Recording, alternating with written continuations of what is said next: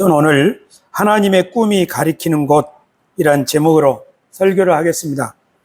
지난주에 수요일 날 설교하면서 저는 소명의식에 대해서 설교를 했습니다. 특별히 공직자의 소명의식에 관해서 공직자의 소명, 공직자를 누가 불렀는가 이런 질문을 하면서 공직자에게 월급을 주는 이가 국가가 아니냐. 그래서 공직자는 국가로부터 부름을 받은 사람이다. 그래서 국가공무원이라고 한다.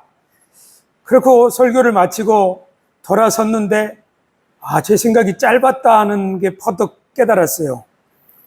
왜냐하면 국가가 월급을 주지만 그 돈은 어디서 나오는 거죠? 국민에게서 나오는 거죠.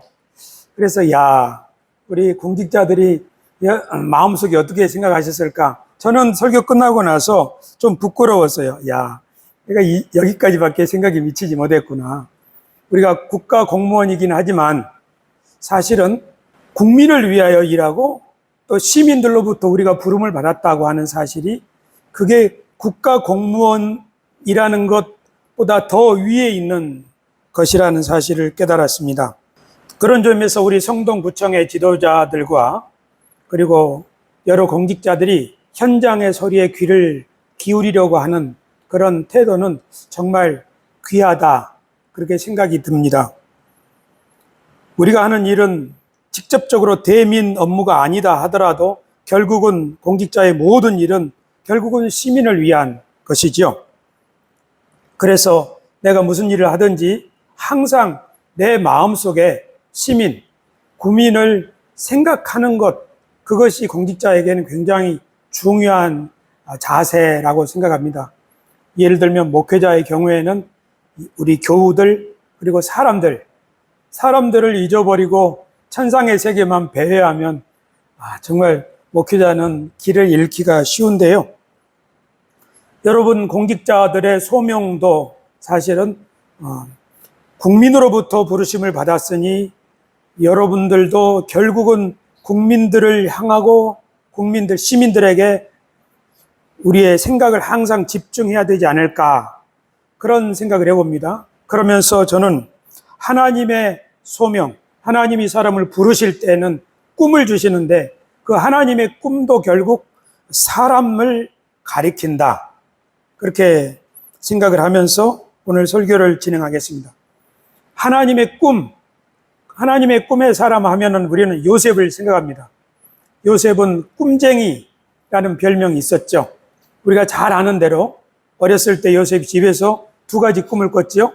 하나는 볕단, 그리고 하나는 별. 형들과 함께 들판에 나갔는데 볕단을 묶었는데 형들의 볕단이 자기 볕단을 향해서 절을 하는 꿈. 그리고 며칠 후에는 하늘에 자기 요셉의 별이 있는데 11별이 그리고 해와 달과 함께 자기에게 절을 하더라는 꿈.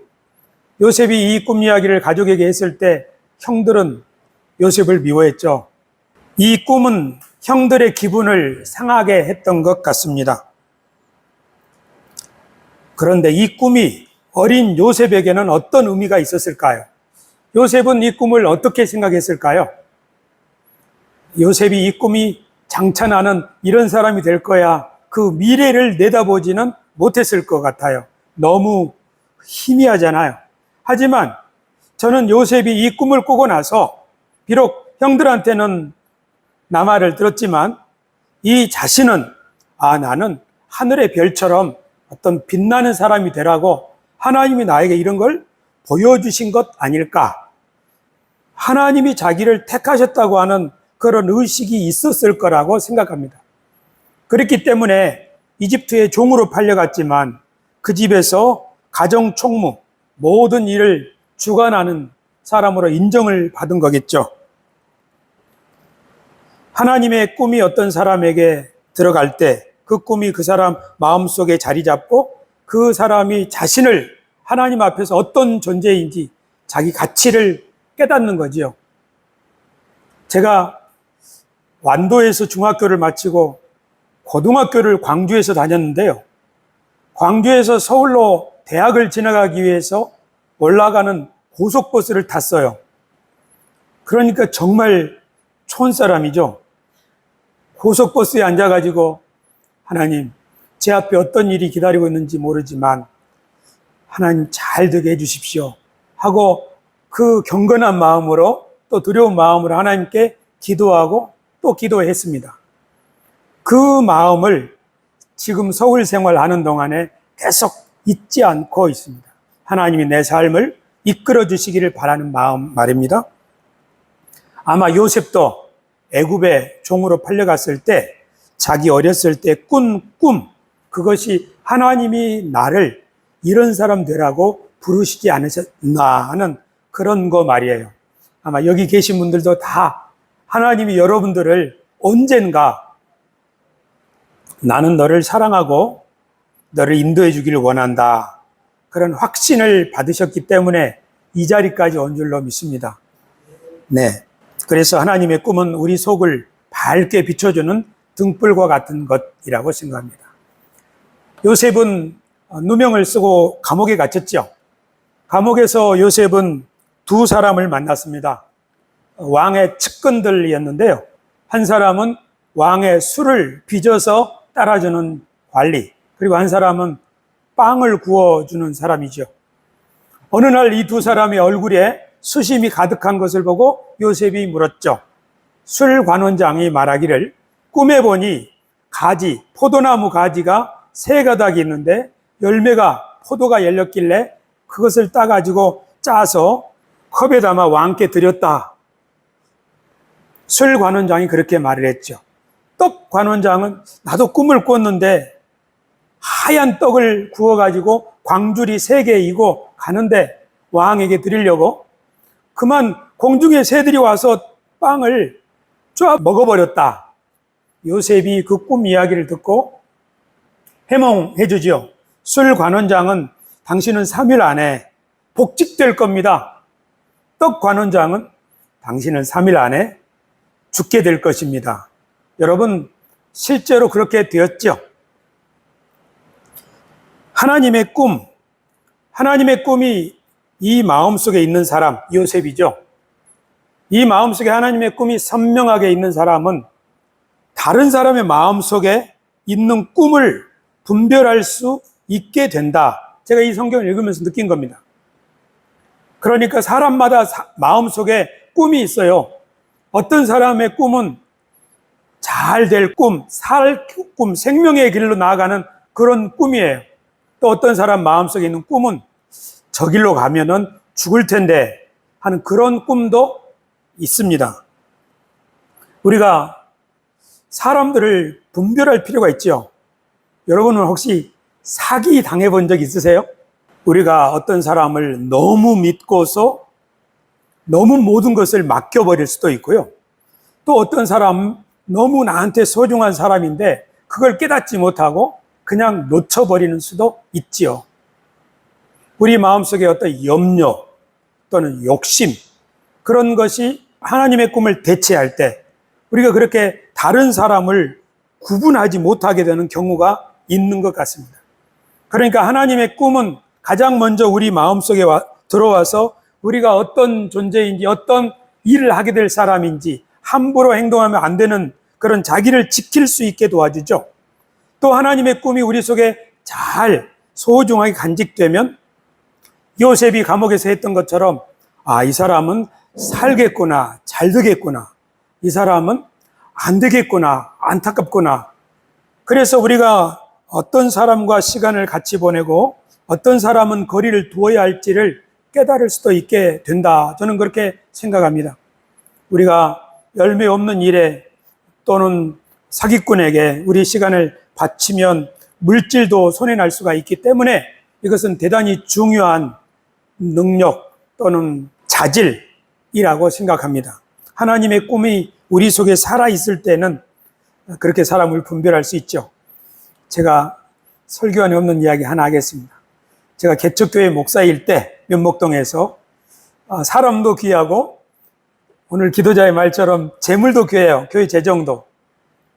우리 교회에 한 여자 신도가 오셨는데 이분이 굉장히 돈이 많은 사람이라고 자기를 소개를 했어요. 그래가지고 이야기를 들어보니까 정말로 돈 거래를 많이 한 영수증들을 보여주고 거래 내역서를 보여주고 했어요. 우리 조그마한 개척교회니까 제 마음이 얼마나 기뻤겠어요.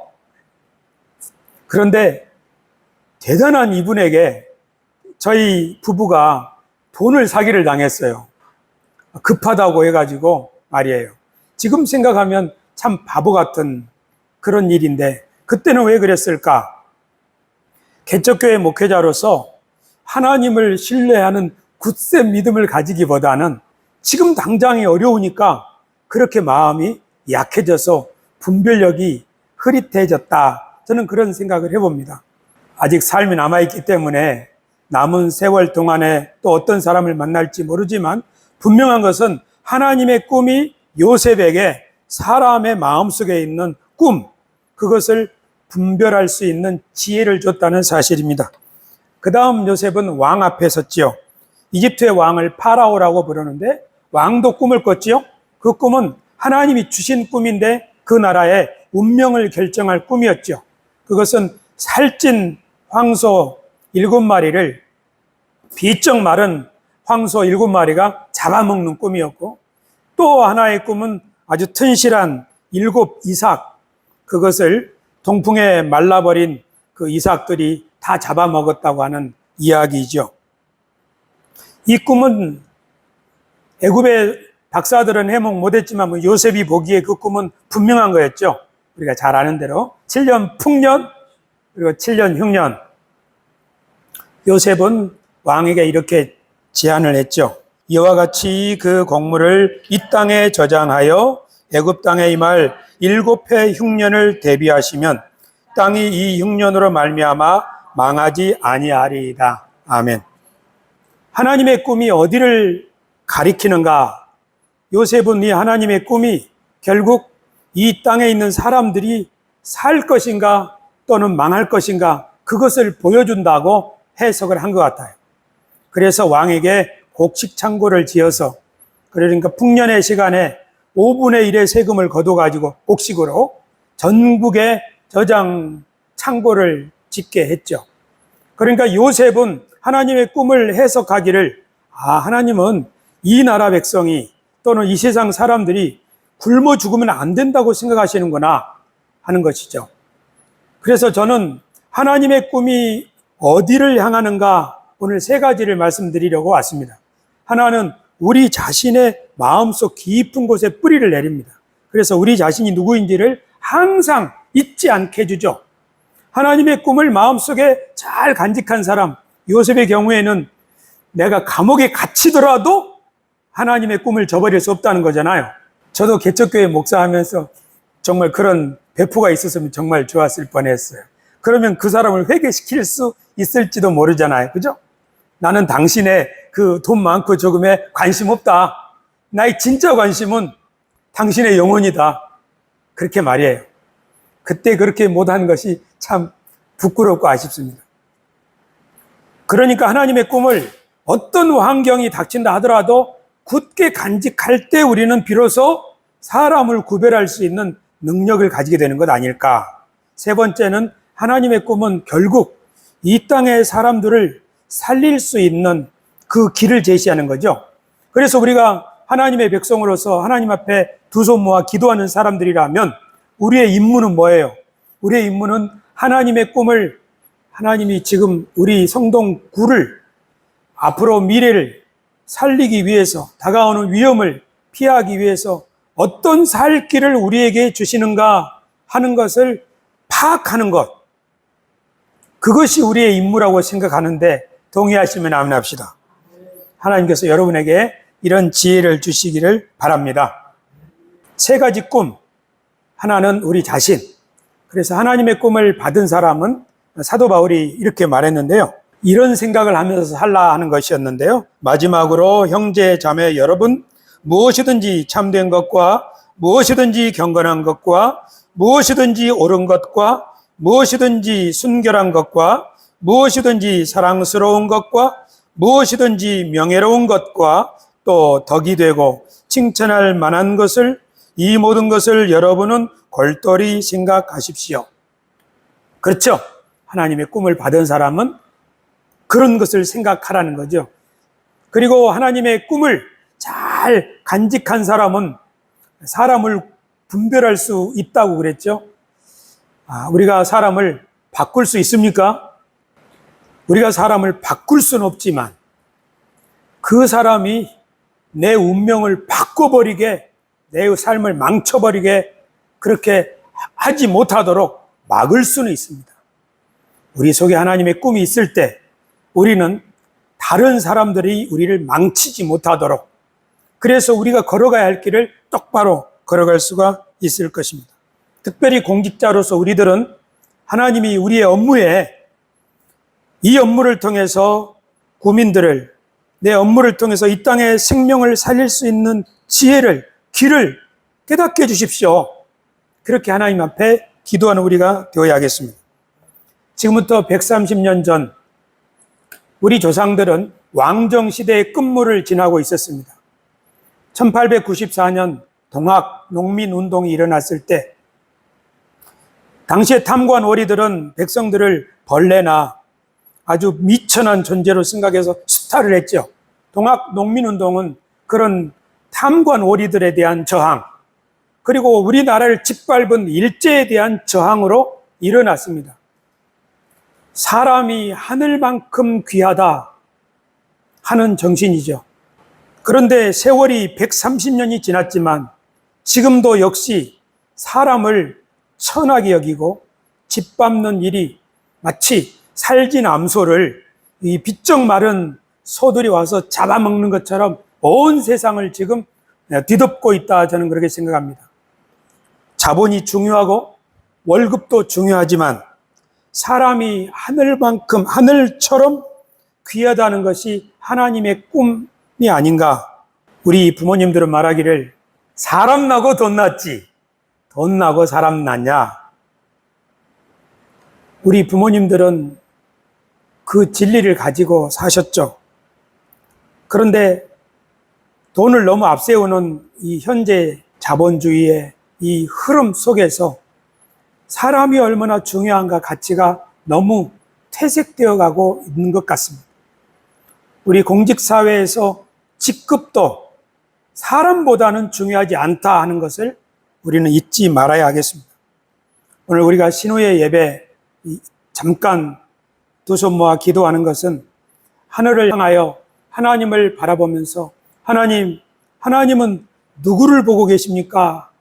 하나님의 꿈이 머무는 곳, 하나님의 꿈이 가리키는 곳, 그것을 우리가 잠깐 볼 수 있기를 바라기 때문입니다. 우리가 그 하나님을 향하여 고개를 들 때 하나님께서는 우리 마음속 깊은 곳에 너는 이렇게 소중한 보물이다. 그리고 내가 이렇게 산다 하면 너는 사람들을 분별하면서 옳은 길을 걸어갈 수 있을 것이다. 그리고 이 땅을 살리려는 나의 계획에 동참할 수 있을 것이라는 지혜를 주실 줄로 믿습니다.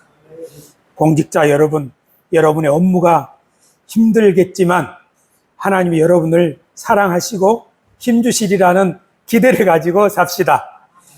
우리 옆 사람을 한번 격려하시죠. 하나님이 당신과 함께 하십니다. 피차 인사합시다. 한 번 더 인사합시다. 하나님이 당신을 통하여 일하십니다. 예, 기도하겠습니다. 정교하신 주님, 하늘의 영롱한 별이 이 땅을 비추어 주듯이 주님께서 하늘에 아롱다롱 쏘아온 그 수많은 별들, 그 영롱한 별이 우리 가슴에 떨어져 우리들도 이 땅에 살지만 하늘의 찬란한 별처럼 빛나는 존재로 살아가도록 우리 속에 하나님의 꿈을 심어주셔서 감사를 드립니다. 이 꿈을 소중히 간직할 때 우리들이 이 세상을 좌우로 우로 치우치지 않고 걸어갈 수 있을 줄 믿습니다. 주님, 그보다도 더 중요한 것, 하나님께서 이 세상에 다가오는 어려움들을, 우리 구에 다가오는 문제들을 해결할 수 있고 대비할 수 있도록 지혜를 주시고자 하실 때 저희들이 그 지혜를 받을 수 있는 그릇이 되게 하여 주시옵소서. 그리고 그것을 지혜롭게 펼칠 수 있는 우리 성동구의 공직자들이 되게 하여 주옵소서. 우리 주 예수님의 이름으로 기도드리옵나이다. 아멘.